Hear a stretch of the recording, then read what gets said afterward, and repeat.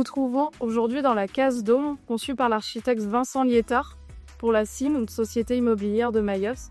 Il va nous présenter en quelques mots les grands quais de ce projet.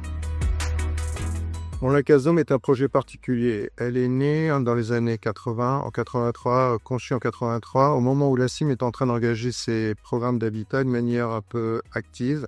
Et parallèlement au programme lui-même, se sont développées des filières de matériaux, d'artisans locaux et cette fameuse filière de briques de terre crues locales.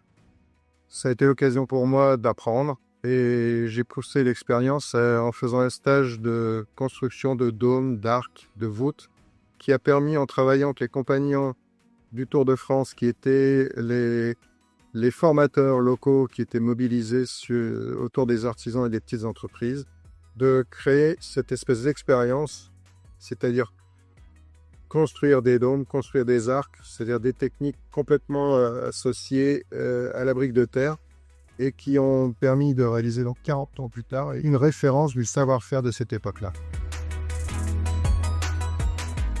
Alors, si on parle de confort et d'habitabilité des cases, quand on construit cette case, il y a évidemment très peu de moyens. Il y a très peu d'énergie pour commencer, évidemment aucun moteur de climatisation ni quoi que ce soit.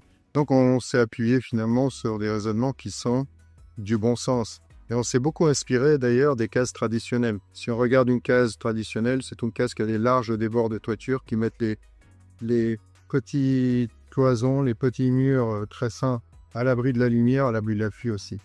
Des varans qui protègent les murs de torchis, les murs en végétal. Et on s'est inspiré totalement de cette disposition pour la Case Dôme.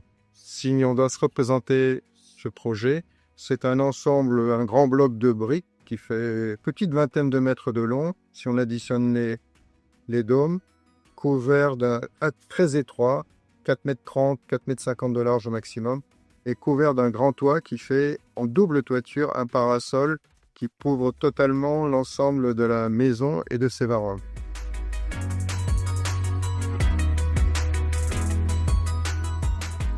La Case Dôme réunit plusieurs stratégies de confort qui en font une habitation totalement adaptée au climat mahorais. En saison chaude à Mayotte, on peut atteindre jusqu'à 34 degrés et toutes les pièces de la maison ne sont pas climatisées. Alors le premier sujet, c'est celui de l'implantation. L'implantation de la maison, elle est faite sur une petite crête qui n'a pas du tout été touchée en termes de terrassement. Déjà, on n'avait pas les moyens, mais en sens technique à l'époque. Mais de toute façon, l'enjeu était toujours de s'adapter au terrain plutôt que de transformer le terrain pour construire. Et donc la maison n'est pas entassée en quelque sorte derrière un talus ou au creux d'un terrassement. Ça, c'est une façon de bénéficier de toute la ventilation naturelle en sens des vents.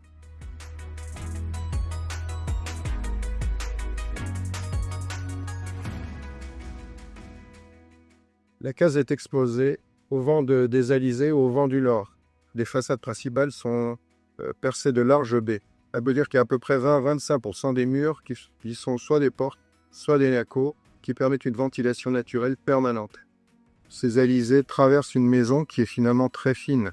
Il faut savoir que la maison, elle ne dépasse pas 4,50 m de large, 4,30 m à l'intérieur.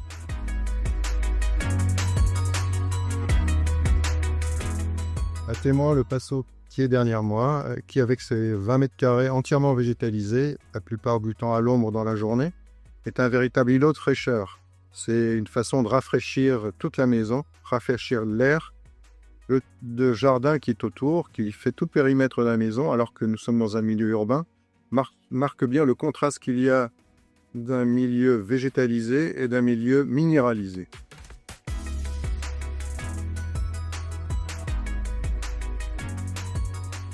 Une des qualités de cette brique de terre dont j'ai parlé, c'est sa résistance thermique. Si on la compare au parpaing ou au béton, elle est bien plus performante. Ce qui fait que, construite pour des dômes, mise en œuvre pour des dômes ou des arcs, avec des murs qui peuvent atteindre jusqu'à 50 cm d'épaisseur, cette maison a une inertie thermique exceptionnelle. Si vous franchissez les quelques mètres de la terrasse où nous sommes pour parler ensemble, et l'intérieur de la case, je pense qu'il y a un ressenti de 3 à 4 degrés en moins à l'intérieur de la maison. En termes de conception, la case est un plan très simple, une longère, des dômes qui se succèdent les uns derrière les autres. et un grand toit qui couvre l'ensemble et au-delà les varangues ou les terrasses. De fait, aucun des murs n'est exposé directement au soleil.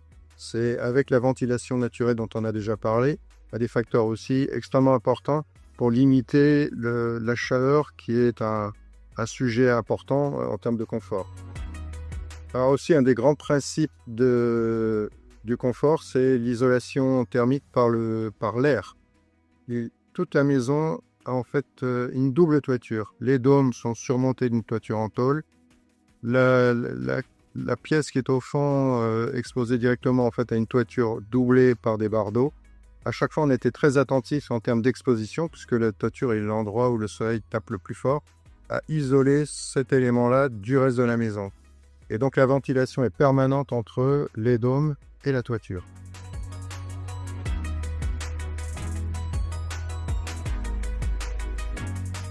Cette visite de la case dôme nous montre que c'est une association de plusieurs stratégies de confort qui en font une habitation extrêmement confortable dans laquelle on n'a pas besoin de climatisation.